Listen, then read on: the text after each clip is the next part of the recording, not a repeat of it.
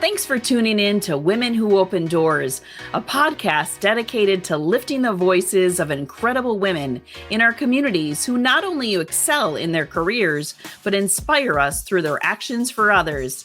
Hi, I'm Julie Collins, owner and coach of Not Magic, and it's my honor to help share the stories of these remarkable women. So without further ado, welcome to Women Who Open Doors.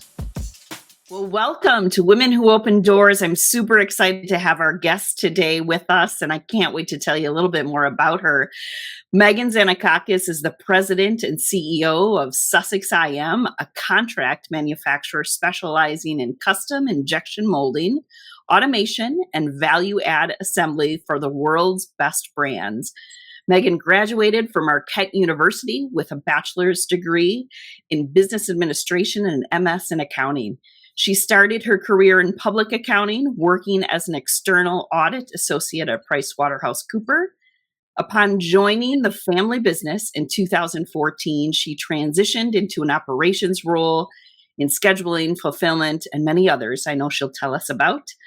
Megan is passionate about the importance and necessity of plastics in the right applications. She's always looking for ways to bring additional value to the company's loyal customer base, while maintaining the family culture and values that built Sussex IM into the company is today. So welcome, Megan, to Women Who Open Doors.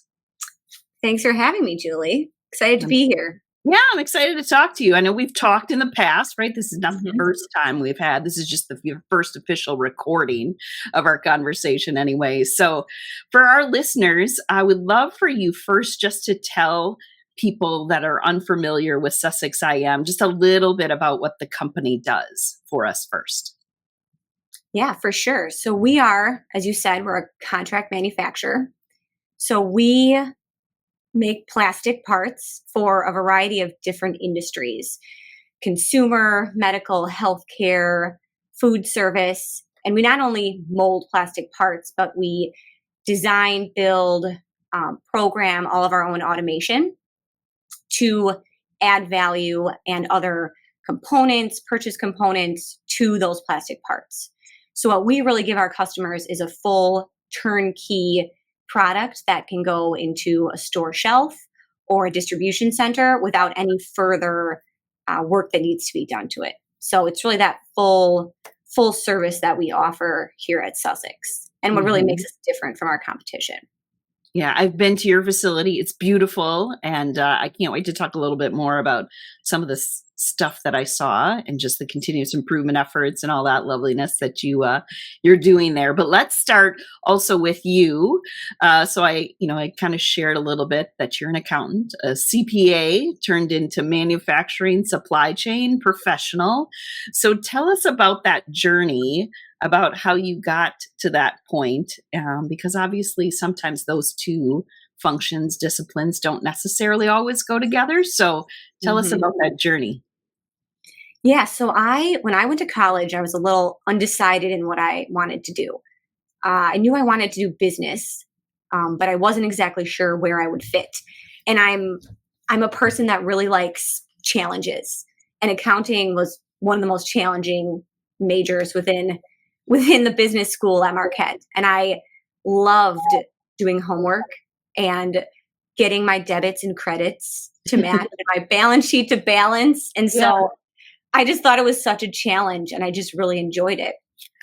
And also at that time, when I was in college, supply chain wasn't really a discipline, right? It wasn't something we talked about much. You kind of learned a little bit about purchasing and warehousing and that sort of thing, but it wasn't a major.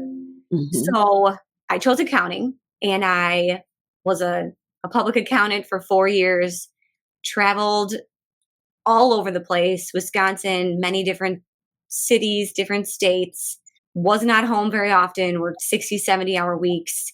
But again, I loved the challenge, and I loved it. I loved the people I worked with.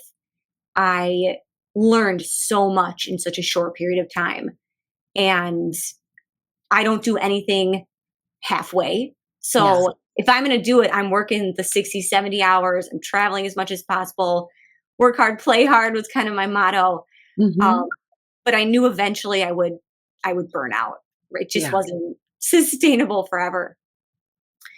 So in 2010, my dad bought this business that was formerly owned by Wrexham. So he turned it into Sussex IM with two other people.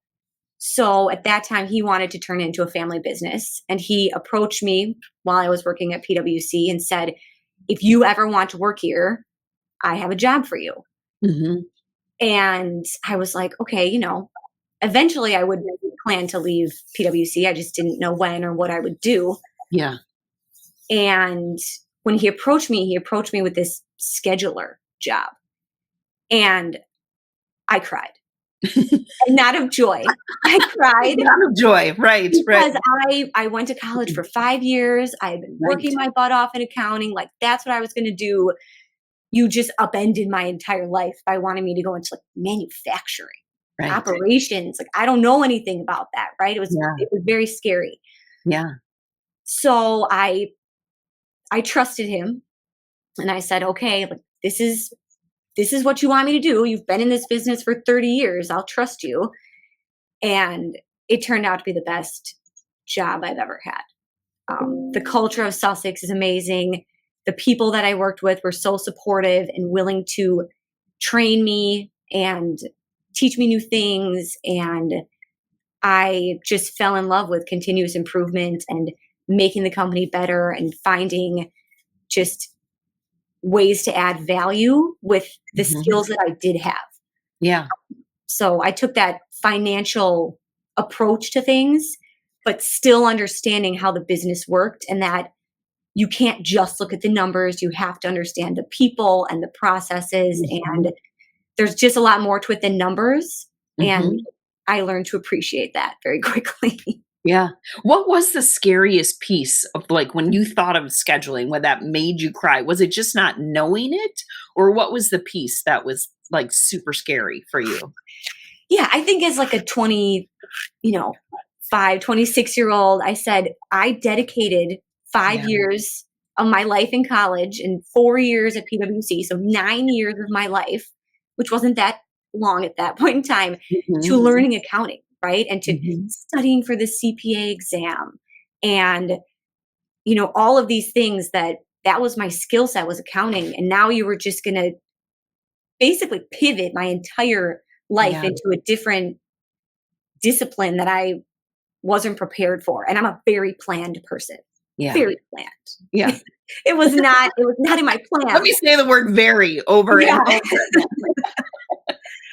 So that was probably one of the first lessons I had in you cannot plan out your entire life. You have to roll with it. And I'm a big advocate now for people that later in life want to have a different discipline or change what they're doing, because all you have to do is you have to work, you have to try, but you have to be passionate about what you're doing. And I'm very passionate about operations and continuous improvement and value add and just constantly making things better. And it's harder to do that in accounting than it is in operations, for sure.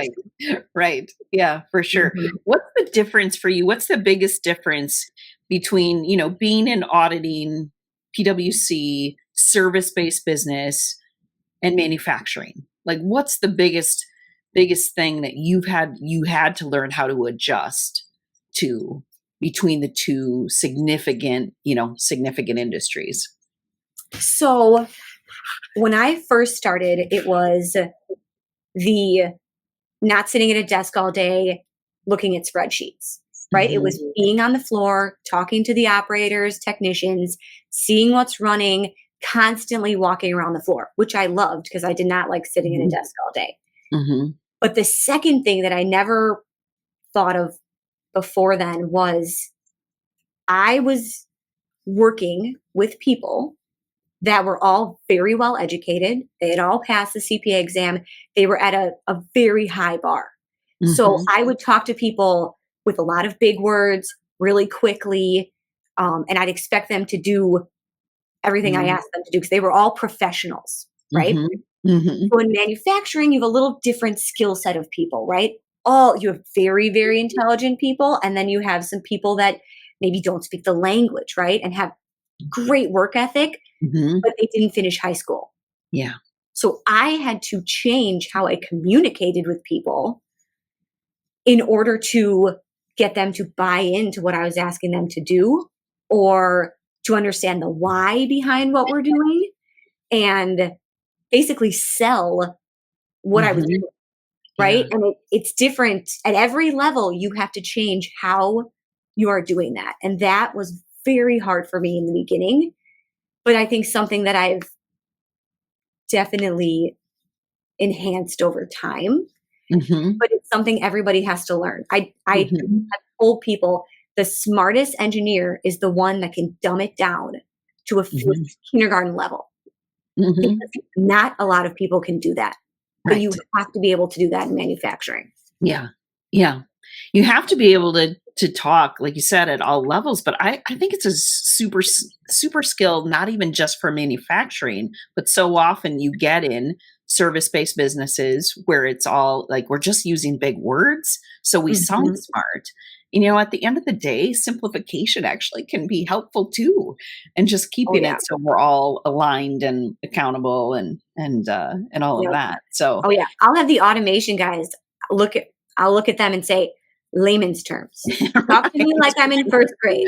I right, don't know automation terms. I don't know all your PLC language. right. Dumb it Yeah, down." And they yeah, look at me and they're like, "Okay, I can do that." yeah. You really went through like a management leadership trainee program, maybe formal or informal, that your dad kind of put you through, and obviously your curiosity. So walk us through all the different places, departments where you played, because it wasn't just operations, right? Even break that down for us. Mhm. So I started in scheduling. So that was 2 years of my first journey, and that I learned the most in scheduling for sure. Yeah.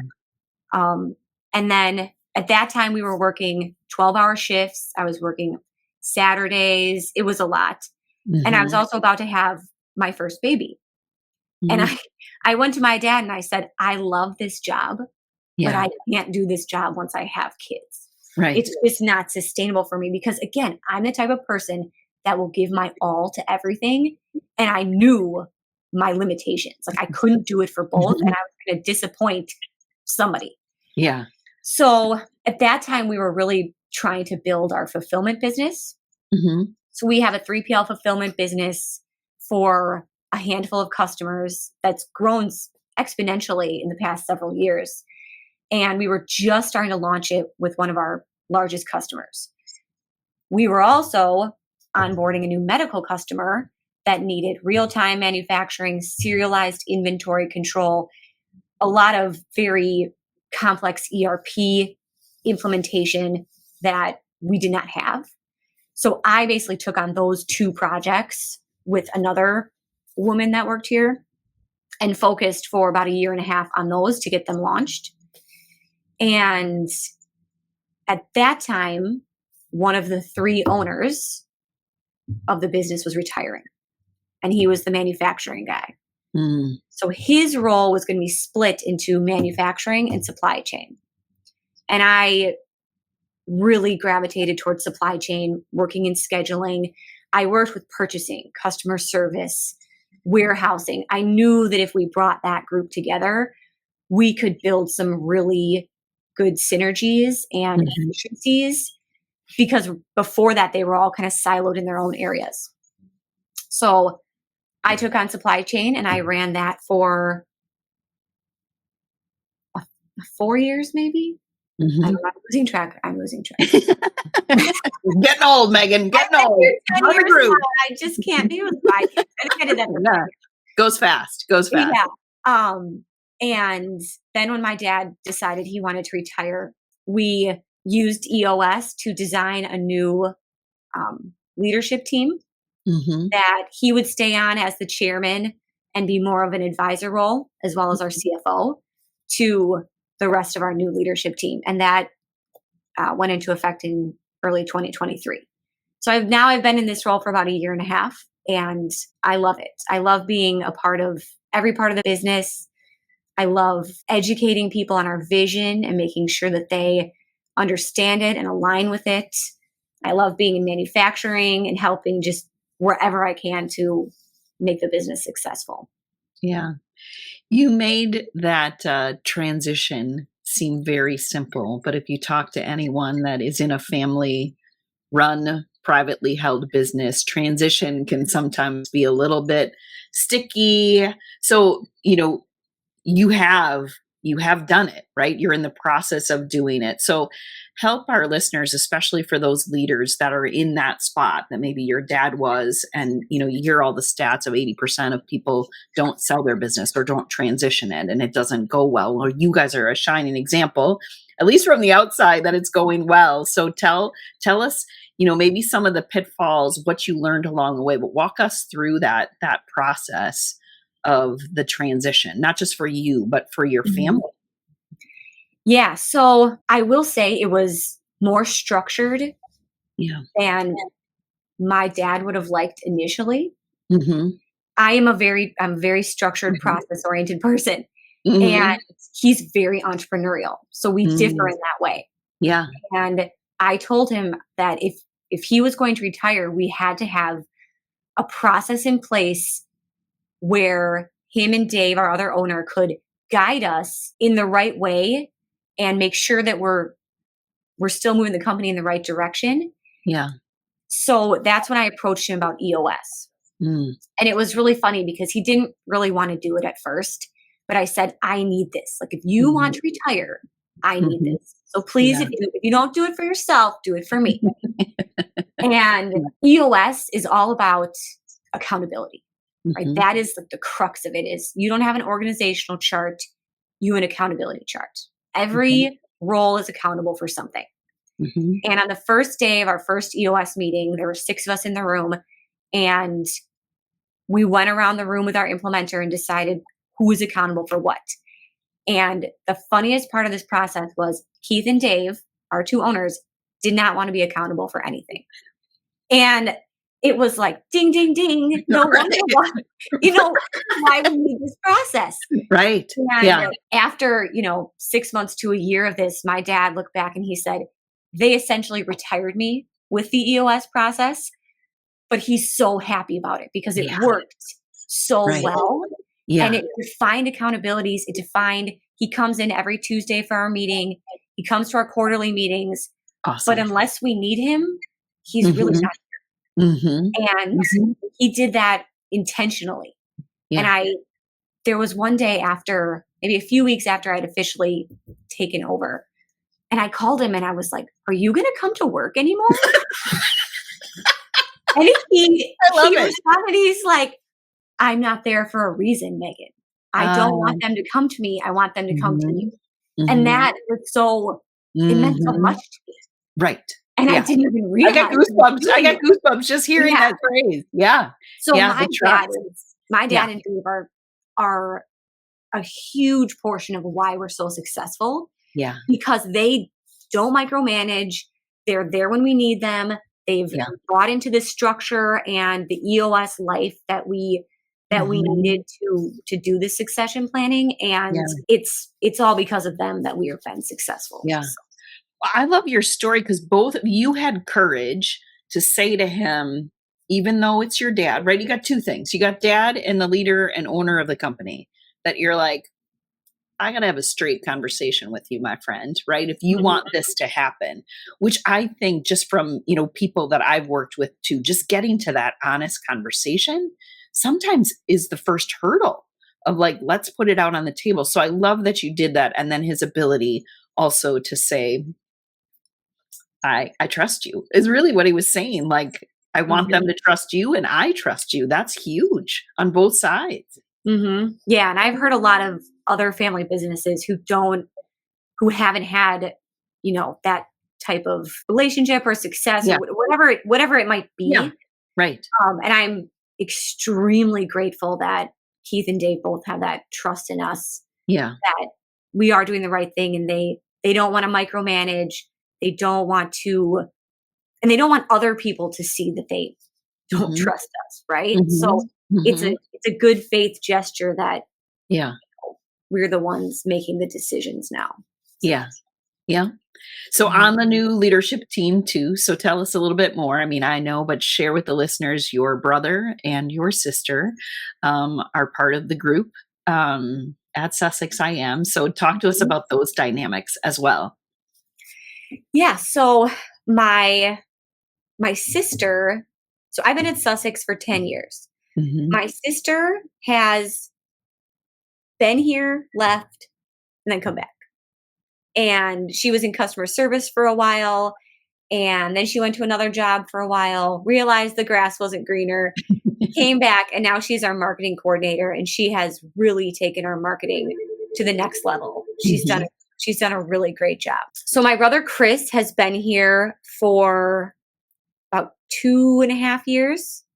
And he previously worked at Husco as a manufacturing engineer, and he leads our sales and engineering departments. So he's got that Hmm. really technical engineer mindset, but he also has a good social Hmm. skills so he can be in sales, because our sale is very technical, very Hmm. difficult. We don't have, a book that we can show you of the products that we have to sell. It's very complicated. So Hmm. he does a great job in that role. So we kind of all have our areas, I guess. Hmm. Yeah, Mhm. that's great. How do you make it through? Sometimes families are dysfunctional, right? And how do you make it through some of the dynamics of that, of getting along? What if you have disagreements? How do you manage that inside and outside the office? So we have a very close family, and we all Mhm. actually enjoy spending time together. So we will see each other every day at work, and then we'll still get together on the Yeah. weekends or It's- birthdays and holidays, Yeah. and try not to talk about work. But we actually enjoy spending time with each other, and That's we're able to call each other out when somebody, isn't doing what they should, and get them on the same track. But the greatest part about working with family is you're all in it for the same reason, right? It's Mhm. very selfless. It's for the business, right? And all Mhm. three of us are fully aligned that we will do whatever is best for the business and our employees to continue to grow and, give back to our community. But it's nice to have family members that are all on that same page and aligned. Mhm. That helps us. Yeah, you could definitely. So I was on a tour, what was it, maybe 3 weeks ago or so, so I got to see the inside, workings, which I love a manufacturing tour to begin with. I just felt like the culture and the values just from even walking through. So obviously lots of great automation, continuous improvement. We could have another episode just on that. But the culture and the values, you can tell when you walk through a plant, when you walk through an office, people are smiling, people acknowledge the leader, the leader acknowledges the people. So I know in the intro, we talked a little bit about the cultures and values, and you mentioned to me that going through EOS, you also kind of went through a revision to that. What was most important for you, as the leader going into this new role, that those were really established? Yeah. So part of EOS, and probably one of the most valuable things that we took away from EOS, was further defining our values. And Hmm. everyone talks about values, you have Hmm. trust, integrity, Hmm. and that's what we had before. And they were just kind of words. Yeah. What we did is we came up with phrases for our values that you can actually use every day. And they were phrases people had used. Hmm. So when we determine our values, the way you do it in EOS is you take 5 people in the business, every person picks 5 people, and those are the 5 people you would clone. And then you say, why would you clone them? And then based on those reasons is kind of how you develop your values. So one of our values is, how can I help? Right? We'll figure it out. If we can, we will, and then some. So these are words that we are using constantly with each other to motivate each other and just reaffirm those values. Hmm. And I hear them every single day on the shop floor and in our office. And it makes me feel like we have the right people here that align with us and, Hmm. want to help our company grow and do the right thing. So Hmm. that makes me feel really good when I walk around that we Yeah. have the right people here. Yeah. Yeah, for sure. You and Mhm. I have run cross paths too, like over the last year, especially at shout out to Women in Manufacturing, the Southeast Wisconsin chapter, fabulous things like that, and Paranet as well. Why Mhm. is that important to you? That and you've been on a lot of panels and speaking and things like that to give back in that way. Why is that important to you? What makes that an important aspect of what you do to give back? That's a really good question. I I have actually been surprised at how many panels and speaking events I've been asked to do Yeah, because I look at myself and I don't think I'm worthy of that, right? Why does yeah, anybody want to listen to me? yeah. But I do, I see it as a way to get out there and one, show women that you can run a business Mhm. and you can be in a very male dominated industry and it does not matter what your gender is. It just Mhm, doesn't. mhm, And we have tons of women in our office, tons, and in our shop floor. And there are no boundaries there. And mhm, that's one thing I really want to show women. And then two, our industry, plastics, is controversial in a lot of ways. And I want people to know that what we make here in this building is not single mm, use plastics. It's durable. It's the right application for all of these products we're making. mm. It's low cost, it's durable, it's customizable, and it's not going to end up in a landfill Yeah. for a very, very, very long Mhm, time. And even if it does, it can be recycled and turned into something else. mhm, So that is very important to me that people understand that plastics have a purpose in our mhm, economy and they're very important. mhm, mhm. You've done a lot of work on the sustainability side to that Mhm. to that value, correct? Yes, we have our EcoVadis Silver Mhm, award from last year, and we're working with recyclers on grinding up some of our waste from runners and just cosmetic mhm, defect parts and turning those parts back into another resin that we can turn into something else. So it's mhm. very circular and it's only getting better every Yeah, single day. And we're trying to do our part to keep bad products out of the landfill. yeah, yeah. I love that. I love that. Tell us a little bit about who guided you along the way. Who was some of the mentors for you and the advice that they gave you that was really instrumental? I feel like I've had so many different mentors in different ways. My dad is definitely Mhm, number one. I mean, he has such a good outlook on business and life, and he always wanted us to do whatever made us happy. Right? He mhm, told us if you don't want to be in the business, you don't have to, but if you want to, it's here, and we'll work on whatever role you feel would fit best for you, as long as it also works for the company. And he would take me on the shop floor and teach me about hot runner systems and hot tips and gating. And he really just spent time with us and made sure that we were given that guidance that we really needed. mhm. Then I have many women in manufacturing roles that have guided me, even like you, Julie, right? That provide me with just that. Sometimes you just need someone to tell you you're doing a good job, Yeah.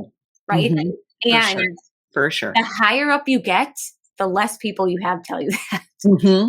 And Amen. Amen, sister. right? Especially when you're running your own business, right? Yeah. I mean, there's Yeah. just people Yeah. don't tell you that. And not that I need an atta girl all the time, but Right.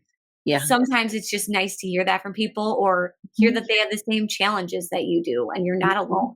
Mhm. Mhm. For me, I like to feel like I'm not alone Mhm. and that has meant a lot to me. So I've Mhm. so many women, every woman I talk to helps me Mhm. with that. So Yeah. Yeah, that's fantastic. Well, thanks for the compliment because I appreciate that. One last thing, because I'm running out of time. I could do this for another hour with you. Um, Tell us a little bit about like your advice to women, right? You're pulling from women as well, but what's the for the women? This is why I continue to do it because women often say to me like, I couldn't do what you do. I couldn't do what she did, and I'm like, that's why we're doing it because you can. It's possible, anything's possible. You just have to have that passion. So what's your advice to women that are listening, and even men, right? We're not exclusive on this one, but what's your advice to people? Yeah, my advice would be don't discount yourself. Mm-hmm. If you've never done a job before, you've never been in that role, just because you don't know about it doesn't mean it might not be the best fit for you. Mm-hmm. I have had several people here that I've had to coach or convince to take certain roles because they were afraid, right? They said, I don't know how to do that. And all I said was, I'll help you, Yeah. right? I'm not going to leave you on an island by yourself.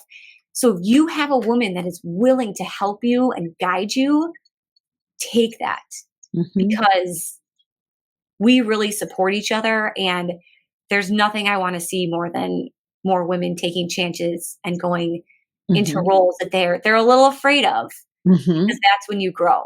Yeah. And I've seen it firsthand many times, and it's really fun to see the success. Yeah.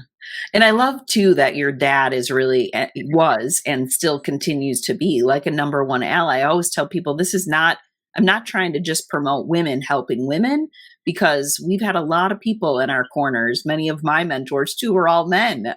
So it really is about, you have to have a group of people that every once in a while when you're down, like you said, just like, you can do it. You can do it. Yeah, that's awesome. Well, it's a wonderful organization. If anybody needs injection molding, I'm just doing a little plug because I was super impressed when I was in there for a tour and stuff. And I just think the dynamics of your team and your business, I have no doubt that you'll continue great things and growing the business. So for anybody that does want to look up Sussex IM, how can they follow you, social media, website? Give us the deets on that so they can get in touch with you. Yep. So we have a LinkedIn account for Sussex IM. We have a great website. You can find me on LinkedIn as well. And I'll get back to you, touch base with one of our sales guys, but we love helping our customers solve their problems. So bring us your problems. We'll do what we can to help solve them. Awesome. Well, thanks, Megan. Thanks for all your time. I really appreciate it. And shout out to Elizabeth, who helped us also on the back end for this with Hannah. So fabulous marketing as well. So thanks again just for being with me. And obviously we'll see each other soon. But I really appreciate your time today. Thanks so much, Julie. I had a blast. It was like having coffee. You didn't lie. It was. Yeah. Maybe we should add wine next time. Oh, yeah.